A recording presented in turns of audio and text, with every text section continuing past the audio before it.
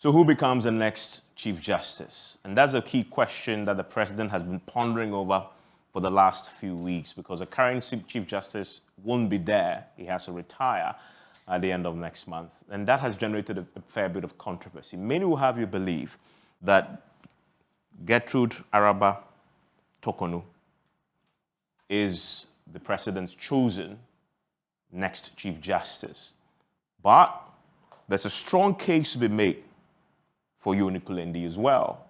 And many have said the two of them are in the running. Today, a document was circulated very widely, suggesting that the president has written to the Council of State for advice and had put forth the name of Gertrude Tokonu to the Council of State. Well, nothing is confirmed yet. It possibly could be that those behind the decision are trying to gauge public reaction before the real decision is made. And so there's a few things I want to bring in talking about the two individuals in question. We've heard a lot about Gertrude Tokonu. The newspapers have been awash about the fact that she is the individual, not so much about Yoni Kulendi. So we're going to talk a bit about Yoni Kulendi. And many in the media know him because of his exploits back in the day, representing the Ghana Journalists Association, the work that he's done in his chamber, and the fascinating private legal service that he's put forth. We're going to look into a bit of that. And so what do we know? There's a constitutional provision that the president has to abide by, because the CJ, necessarily when the CJ is leaving, you have to replace him. But of course, the constitutional provision is clear that, of what the requirements are to be a Chief Justice. You have to be qualified to be appointed a Chief Justice of the court, unless you have high moral character, proven integrity, right? And is of not less than 15 years standing as a lawyer. The key thing is both of them, this is a very basic criteria, so both of them qualify for this. So there's no question about competence, no question about integrity, but I maintain there's an X factor that in making such an appointment, a very important appointment, especially for a judiciary that has been battered over the last few years by corruption, not only allegations proving corruption. Talk to Anas. Talk to Georgina Wood. They will tell you they found it. Judges lost their jobs as a result of that. But most important, in the last few years, it has been saddled by the perception that it's become such a drudge. It's become such, almost becoming, a relic in terms of its approach to doing things, stuck in the past very firmly, not able to be progressive in what it does, and taking on some of the modern issues of our time. And that because a lot of the people who have headed it in the past have not been progressive. They've been very conservative. They've not been reformists, right? And so many say, because of all that, talk about the legal education question that has come up. Nobody has had the courage to really shake the system. And I think it's a shame that you have Supreme Court judges whose children are leaving the country to go to law school abroad. And we can't have a CJ who will take on these very, sometimes not even complex issues, and put in a modern context and shake up the system and bring some discipline and a renewed freshness and vigor to doing things there. And for me, that is a key consideration in this. And you have to ask the question, whether Gertrude Tokonu, we'll talk about that. She's been there for so long, and many say she is, as I've just been saying, they're a bit conservative in the way they approach to doing things in the Supreme Court. Should just be a continuation of what we have already. But is that what we need? Don't you need a fresh face, somebody who coming in there from private practice very recently, who can actually shake the system and bring something new to the conversation in terms of changing the entire dynamic in the Supreme Court's image going forward in a more radical way. We'll look at that. But then look at the basic, numbers that we have. We have currently a total of 16 judges. A small minority of them, 4 of them are female, 12 of them are men. So that is the balance there. Some say, well, the president is considering that gender question in putting a woman as the boss. Well, the last few years, we've had 2 Supreme Court judges who have been female, right? So that is an important point to make, and that is important in terms of giving women a chance at that particular helm. And of course, if you look at it, it's her basic work that she's done. 60 years old, called to the bar in 1986, High Court in 2004, right? But then we've come to Yoni Kulendi as well, 59 years, just a year younger. He's been a justice of the Supreme Court since 2020, so fairly young in terms of, the bench. But he comes with a tremendous wealth of experience from private practice. And we know already that he's been in private practice since 1994, before his elevation to the Supreme Court. He's worked at the prestigious Akufo-Addo and Co. And that's the chamber of the president himself before setting up his own law firm, Kulendi at Law, one of the top firms in this particular country. And that's where he really excelled. Now, in the argument that have ensued since these names popped up, one of the things that I've heard, suggested in the analysis and the publications that they claim is going against Yoni Kulendi, Justice Yoni Kulendi, is that some people suggest that the president feels that he wasn't loyal to him. I will address that point. But if you look at some of the recent cases, very famous, high-profile cases that he's dealt with, one of them, two of them in particular, I want to use to illustrate the point. You have this Michael Ankomandifan versus James Achukwuesin, and you know this particular case very well. That's the case in which James Achukwuesin is accused, as you know, of acting in ways that disqualifies him from acting as a member of parliament. And part of it went to the Supreme Court. And then, the Supreme Court, by majority 5-2 decision, restrained James Achukwuesin from holding himself as a member of parliament. And he altered that particular lead opinion. That's a very important opinion. As we speak right now, James Achukwuesin is unable to, go to parliament and do his job because of the issues that had been raised in that particular judgment. And Yoni Kulendi has held, rightly, the supremacy of the Constitution, not Parliament, supremacy of the Constitution. And you can argue with that. No wonder majority of the judges, his colleagues, agreed with him. That tells you a lot. And then you have the, Justice Abdullahi Attorney General case. The Deputy Speaker can form quorum, hence can vote. Another big one, approval of the 2023 budget within the just 138 members valid. Another very important ruling there that is interesting. And if you look at the argument that has been made against Yoni Kulendi by some who say, well, I mean, when the president needed him to become a partisan lawyer, if you may, in representing him in 2013 election petition back then, do you remember that same case that led to Philip Addison emerging as the president's lawyer and taking it on? Many say that was offered to him first, and he says, no, he won't. But if he had done so at that time, many who raised that, of course, then what would you say now? Because clearly people will say, well, Philip Addison subsequently contested as a member of parliament. That, in effect, would have ruled him out or even going to the Supreme Court. Many will argue, although constitutionally, that wouldn't be a bar. But we know what happens when you become politically, obviously colored, right? So that's one of the key things that, for me, should dismiss that argument. And then secondly, many have said because of that, his president was wondering about his loyalty. Really? Somebody who served under him in his chamber, etc. But if you look at this case, talk to my parliamentary correspondent, these two cases, one of the biggest reasons we've heard by the government for the current economic crisis is the delay now we saw in the passage of the very important revenue handle, the e-levy, right? Fundamentally, this particular ruling here made it possible for the e-levy to be passed. The budget itself, which was for the first time in a long time historically rejected, it made it possible for that to happen, right? So if you're even reading Judicial Alliance, and this was sound legal arguments that were made, I read that, we did that show here. If you look at that, so where is that argument about looking at the law strictly, but using that, if anybody had benefited from his astute legal judgment, I bet this government would have. And the NDC have not liked him at all because of this sound reasoning that we saw in this, that makes sure that one of their own is not in the chamber. And we've also seen the issue with Justice Abdullahi, which make sure that the budget went through, the issue with the e-levy also went through. So these are very important matters. But I actually argue for many people who follow that if indeed he turned it down to represent a presidential candidate who had lost an election, if he can do that, in spite of the fact that he served in his chamber for so long, isn't that the Chief Justice you need, who can actually look the man who nominated him to Parliament for confirmation, look him in the eye and say, on this one, I don't want to stand in your corner just yet. I just want to look at what is best for the national interest, right? That in essence, that's what he did in this case.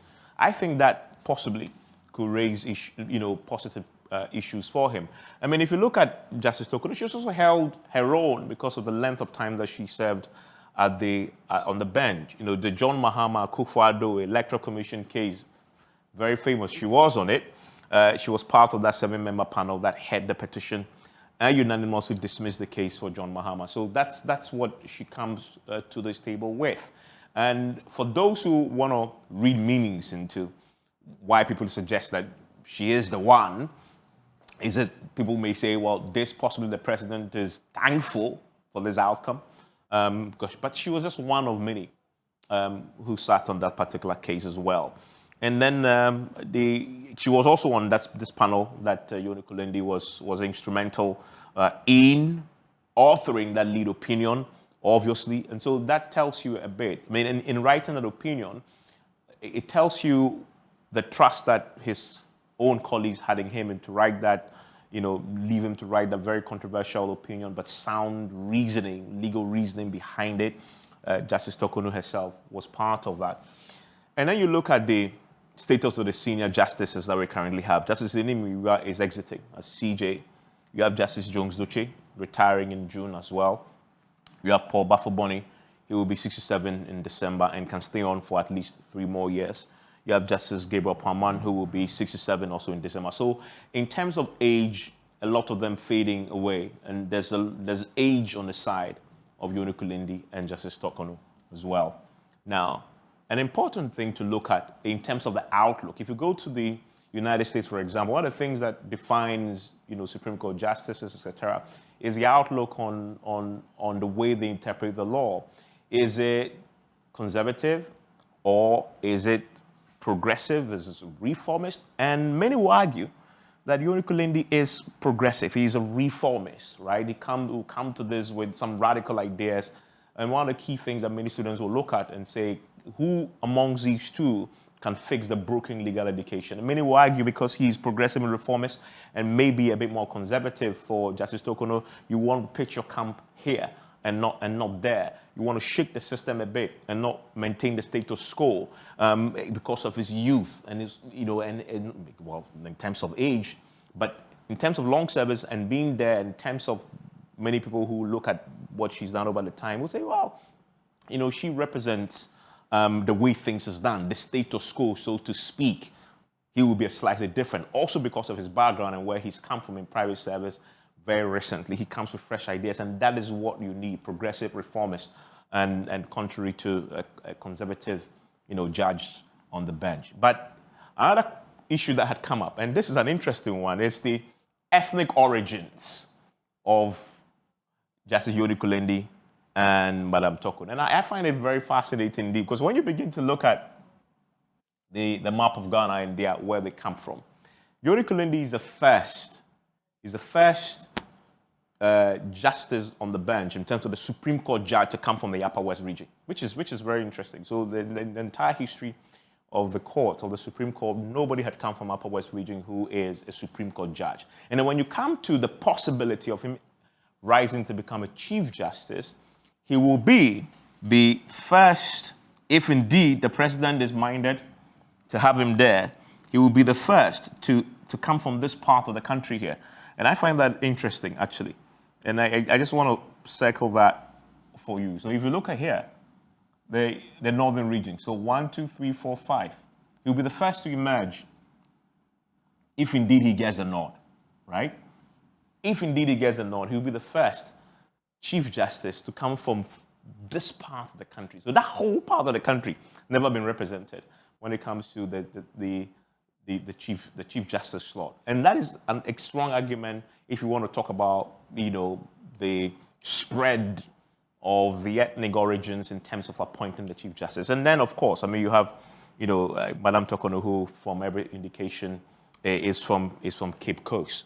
But the significance of this entire region being ignored so many years, never happened before in the appointment of the Chief Justice, I think plays quite strongly in his favor in considering his origins, his ethnic origins. If anybody wants to raise that, I would say that is a strong case for him.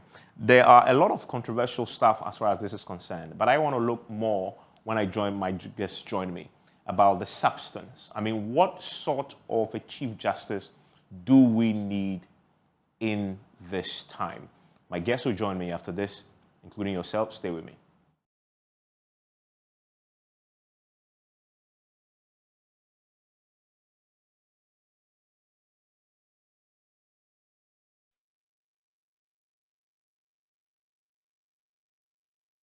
Joining me right now is Martin Kpebu, who is a constitutional lawyer. Mary Ada represents as the programs manager for the Ghana Integrity Initiative. Kweku Ansasari, you know him, is a former director of the Ghana School of Law, or joins us on Zoom right now. I want to start with you, Ms. Ansasari. Thanks for your time here on PM Express, gentlemen and lady. Ms. Ansasari, so you have this situation where the president has to nominate again, and it will go to Parliament for some form of actual vetting.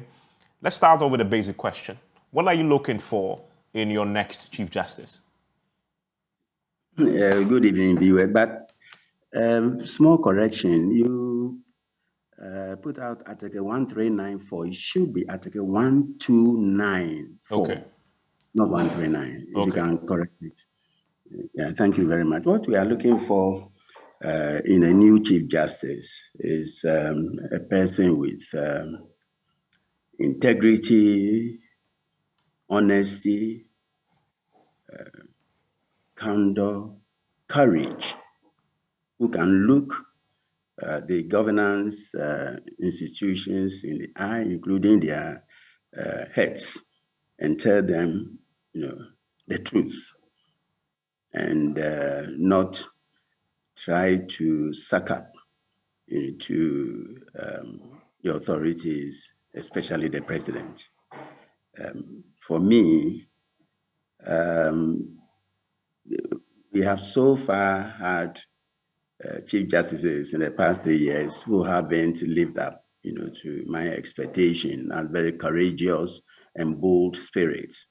I'm therefore expecting that the next Chief Justice will be one imbued with courage, dynamism, integrity, honesty, virtue, and all that.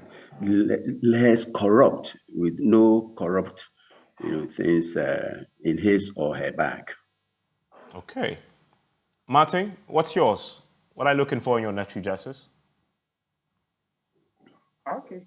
Yeah, so Evans, a lot of, basically the things that Ms. Ansasari is indicated, and also one who is willing to undertake a lot of reforms, because, we have been dealt with so many problems. At least let me mention number one, the matter of service of the documents. You see, when you take a case to court, the way the documents are served, those who have to serve it are very few. So often they are overwhelmed. So you can dress up, drive a very long distance to court only to find out that your opposing lawyer or the lawyer on the other side has not been served with your papers. So service, we call it processes, even though, but here I'll try to use the word papers so that I can communicate effectively. So service of these papers is so crucial. It's such a debilitating problem in the justice system currently. So the incoming Chief Justice has to look at it. We have to reform and increase the numbers. If possible, we should allow they should license many people. Then the lawyers would pay these people directly to do the service. Because you see, now because the number of people involved are so few, we often have to entice these people. That's the process service. Look, let me put it bluntly. You have to tip them. The tip is become mandatory to the extent that, look, to be blunt, call it a bribe. If you don't pay it, your papers will not get carried out. Carried to the other side. It's look, let me tell you, Evans, I'm lost for words. But it is that bad, Martin. About this particular. Martin, it is that bad that now to actually get things done in the courts, you have to pay, as you said, put it blunt, pay bribes to court officers, as in, of service people, to actually get your document through the process? Yes, so that they carry it. So let's say, Evans, your address is Fanofa Street, Kukumlimli. Then let's say I'm somewhere. So when I go file the documents in court, there are officers, after they've taken it through the channels and registered it, somebody has to physically carry it to your office in Kukumlimli. And those are the process service. So you hear bailiffs. Okay. The bailiff system is broken, outdated, so much demand. And so it's such a big problem that when the Chief Justice comes, that's the first problem we have to tackle. Let's, open up the space.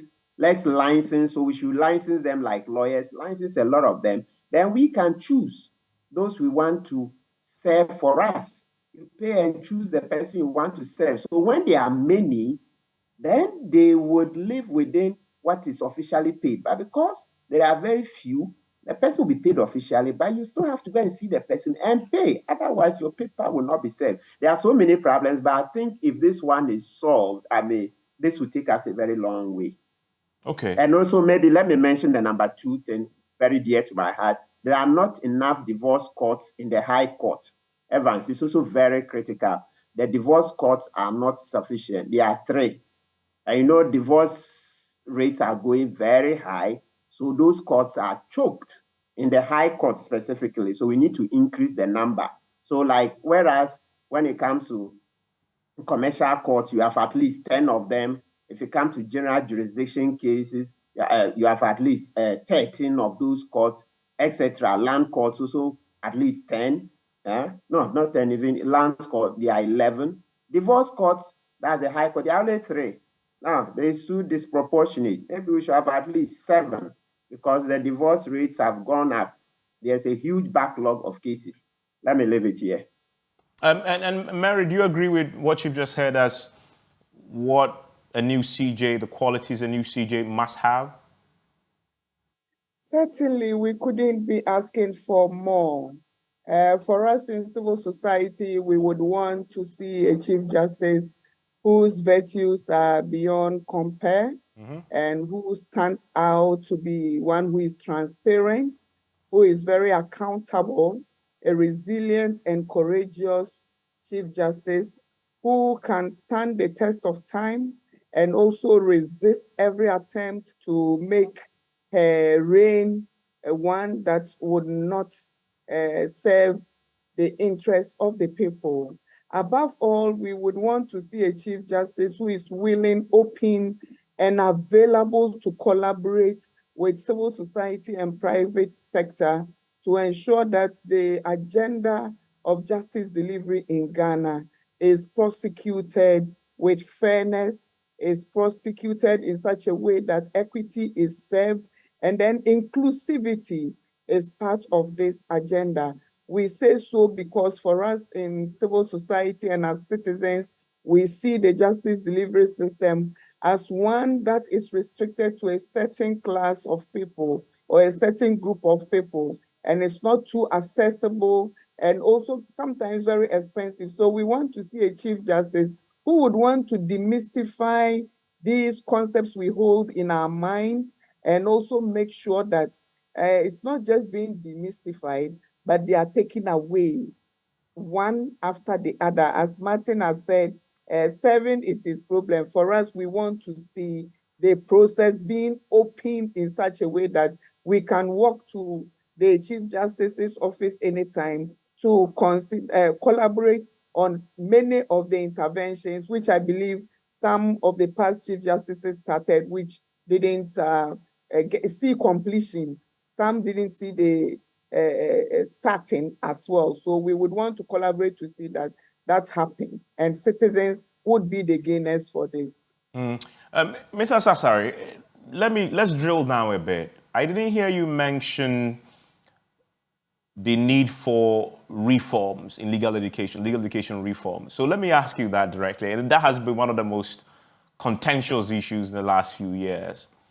How high should that be on the agenda for a new CJ? And if you had a vote, will that be the deciding factor in where you pitch your tent? Not at all, Evans. You know my take on this issue already. No Chief Justice will be able to reform legal education in this country. It is not their job. Chief Justices are there to superintend the justice delivery systems from the corridors of the judicial service and the judiciary.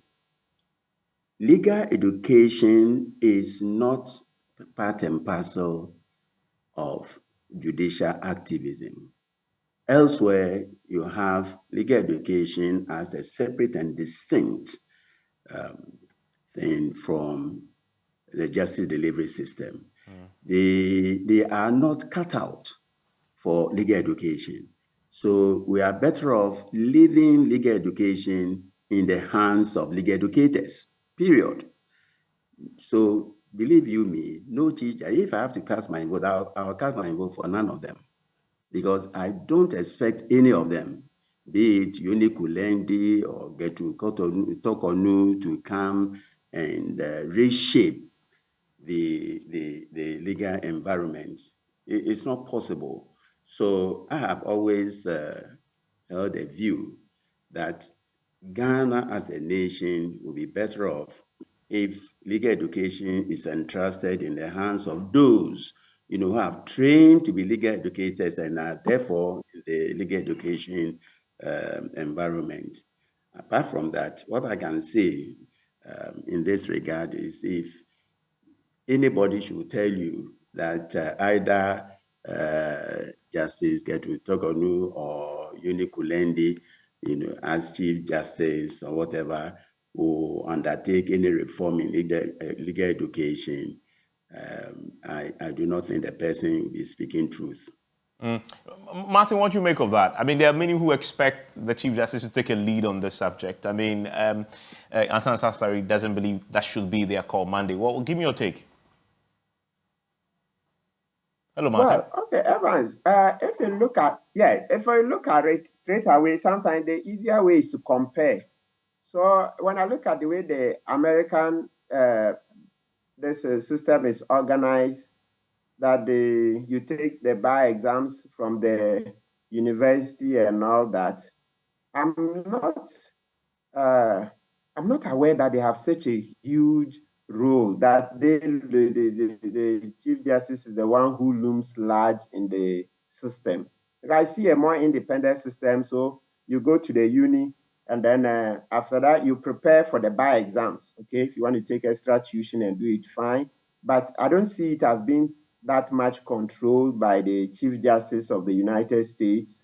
No, it's not. So there is something to be said for Ms. Ansari's, what do you call it, suggestion. Yeah, we can look at it more, but at least straight away, looking at the US system, I think, yes, there's a lot to be learned from it. Here, we're just how many years after independence, we haven't done much. Sometimes you look at their history. I'm not saying we should continue to be slow, but I'm just saying that sometimes it's because they have experimented and have done this over centuries. So naturally, they get it better than us, who are just 60-something years after independence. So let's look at it. We can research it further, but we all know, you see, what unites us is the point that we want reforms in that area as well. Ghana, we are far behind. So we all basically want a lot of reforms.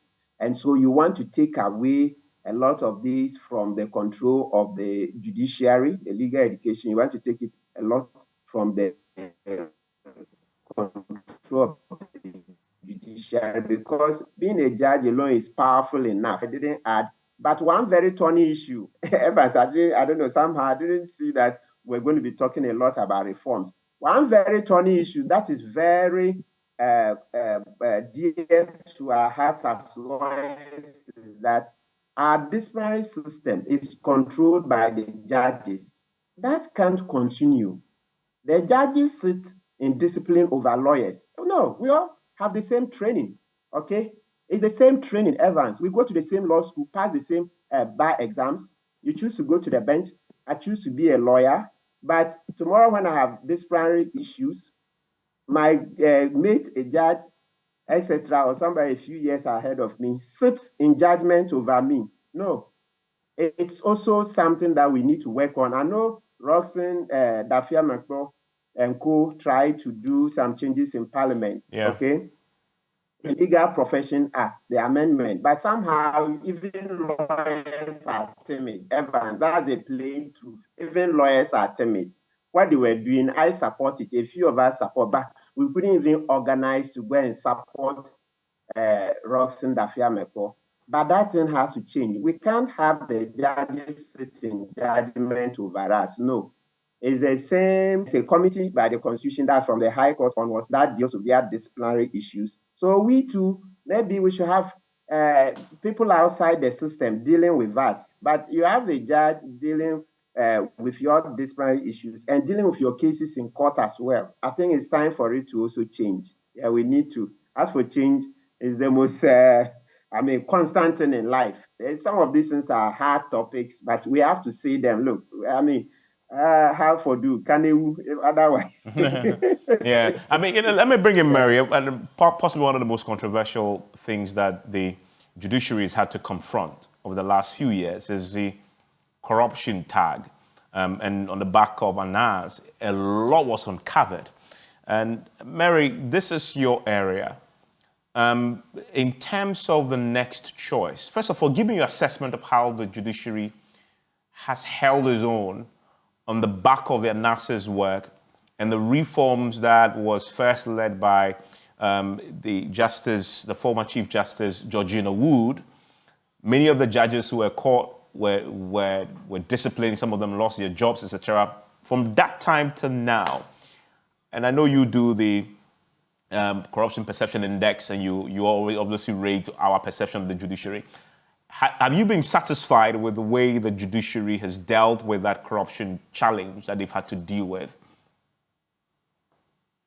So let me say, first of all, that we would never be satisfied with what institutions have done until we get to a measure where you are accomplishing perhaps an A. It is our expectation. But the reality is that you never achieve some of those, particularly with the restrictions within which some of these institutions are operating. I say so because the systems are in such a way that people tend to get away with a lot of things that shouldn't be. And permit me to say again that I listened to Justice Tokonu when she went for her vetting in 2019 or thereabout, when she spoke eloquently on the subject matter of corruption. She spoke to two issues, that one is criminal and the other would have to do with the various ethical considerations where we need to bring on board the various frameworks, including ethical codes and various institutional requirements to restrict behavior and ensure that compliance is achieved. And so when you talk about some of these things and you realize the way impunity thrives, then it becomes worrying. And so it becomes very difficult to say that you are achieving a certain threshold which measures to standards out there where they are doing very well. You look at the Afrobarometer and you look at the various indicators of trust in this institution, it is not too good. Even now, you look at Transparency International's Global Corruption Barometer, the statistics are not too good. People still have the perception that the judiciary is one of the corrupt institutions. And usually you would see them between the first and fifth. And that is not too good because these are a lot more than 20 institutions being cited, sometimes about 50 or thereabout, but they come up again and again. So it means there's something that is not being done very well. But let me say that that does not mean the sector is not doing much. You mentioned Justice Georgina Wood, who put in place a lot of mechanisms, even when her colleagues were against some of the initiatives she took because of the regimes or the way Anas goes about his work. She stood her guns and ensured that this was done. After that, I remember in the recent past, one of the things her ladyship, Sofa Akufu, did when she was the Chief Justice was to put in place a document that is similar to what we have as the national framework, the National Anti-Corruption Action Plan. She documented a judicial anti-corruption action plan that included issues of integrity and ethics, where she was calling for the institution to look at their proceedings, judicial proceedings, looking at the establishment of systems in the court processes to ensure that there is a lot more transparency and there is accountability within the value chain. She also, they document a lot around issues of collaboration to do public education and the public education to ensure that people understand what corruption is within the court system and what they can report or where they can report some of these incidences to.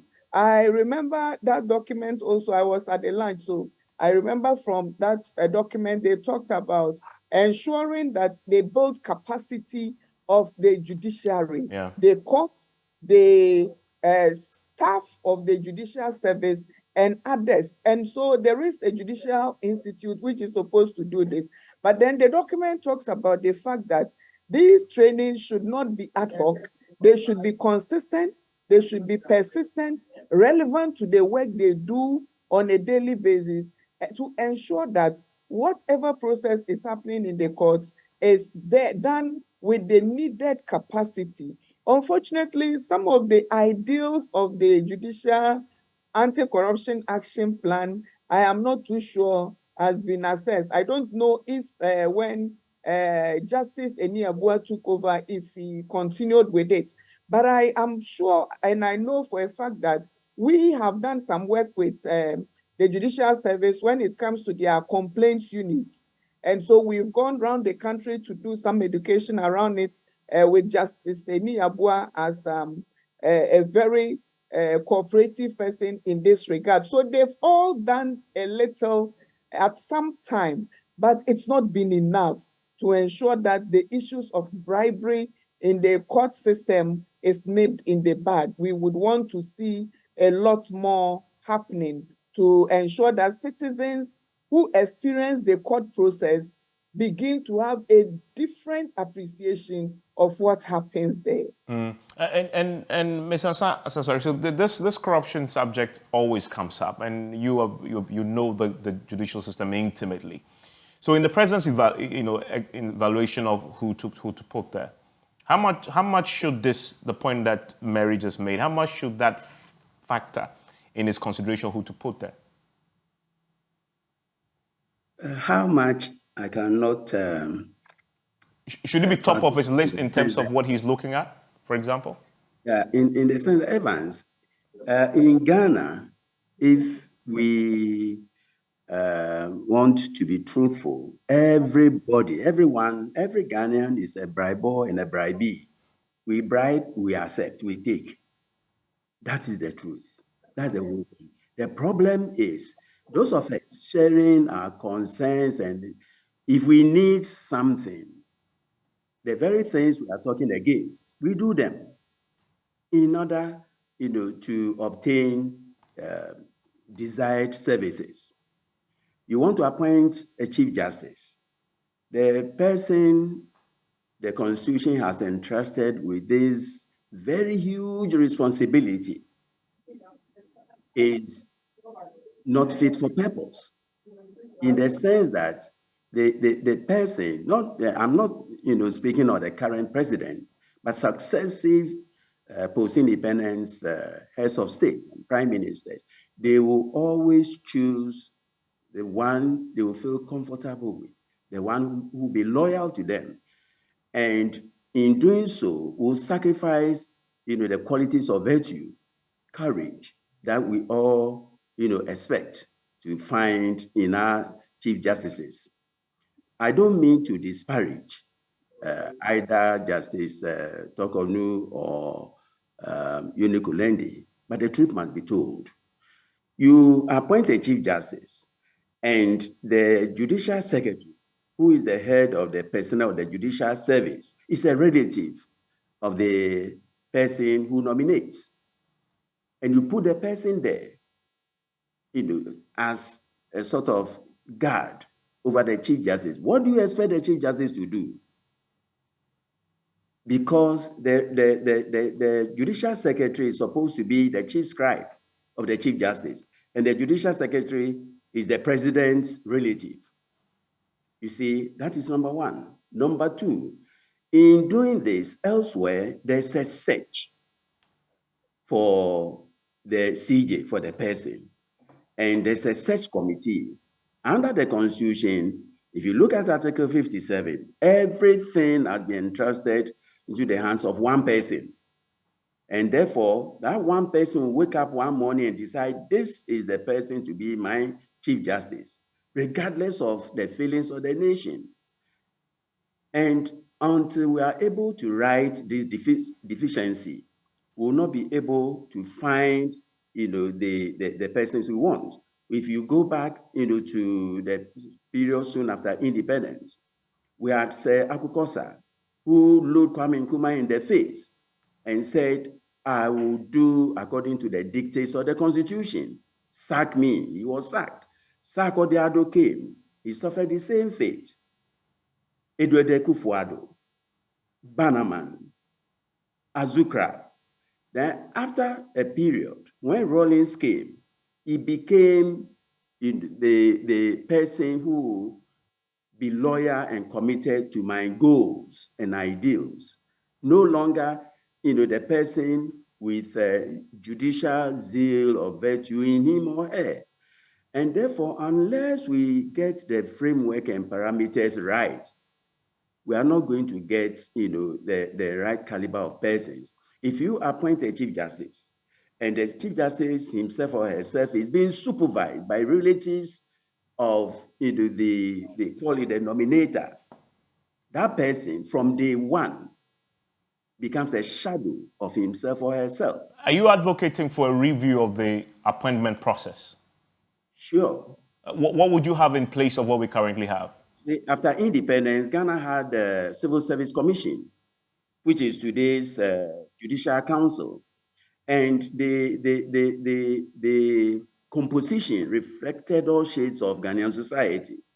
Today, if you are not, amongst us, if you are not one of us, you are not fit for purpose. That is the game, play now. So what I would like, to see happen is a review, a complete overhaul of the Judicial Council. If you look at the constitutional representations and the way the appointments are done, I know Martin Pebu, he comes from my area, put him there. I know Evans, I know him, he's running this, he's a host, and I put him there. As to whether the person has the right ingredients to execute or discharge the functions is none of the points that one will be looking for. So if we reconstitute or review the appointing authorities and the instrument such that the people we put there are fit for purpose, then Chief Justices will not be looking over their shoulder to find out if what they are doing will be in the best interest of the president. So long as the Chief Justice will look up to the president, wake up the president, has he washed his face? Has he cleaned his? Until we do away with all those things, Evans, 9 to 10, we'll talk about this. Day in, day out. Just review the system, amend that provision in the Constitution, which has given all powers to the president because it is being abused. It has been abused, and it will be abused. The problem will never go away until we get someone who is himself transparent and will, carry out his functions with transparency, then the integrity people will be satisfied, then the Martin Kwebus will be satisfied, then the ancestors will be satisfied. Until we do that, forget it. I mean, Martin, linked to what he just said, I was scandalized when in this conversation that has ensued about whether it's Justice Tokonu or Yoni Kulendi, the argument of their ethnic origins became an issue, and some even did all this analysis into, where the vice president is coming from the north, and so if you appoint, and it had been used against you. I don't even know how that came in, but it has been an issue, and clearly it's been considered, and many say it's possibly the reason why the president is tilting towards Tokonu and not Yoni, because it may hurt the chances of Baumia, because they all, you have the number 4 and number 2 coming from the northern region. I mean, you hear that, I'm like, seriously? This is the Chief Justice of the Republic, and a consideration is where they're coming from and how they affect. Give me your take on that. Should that even be a factor? Well, Evans, there are snipers of it in the Constitution. When the Constitution mentions regional balance and appointment to public offices, right? So because of that, and also everywhere. Hello? Yes, I can hear you. Hello? Okay. If you look, once again, at least I've seen America a bit, because that's what I'm most familiar with.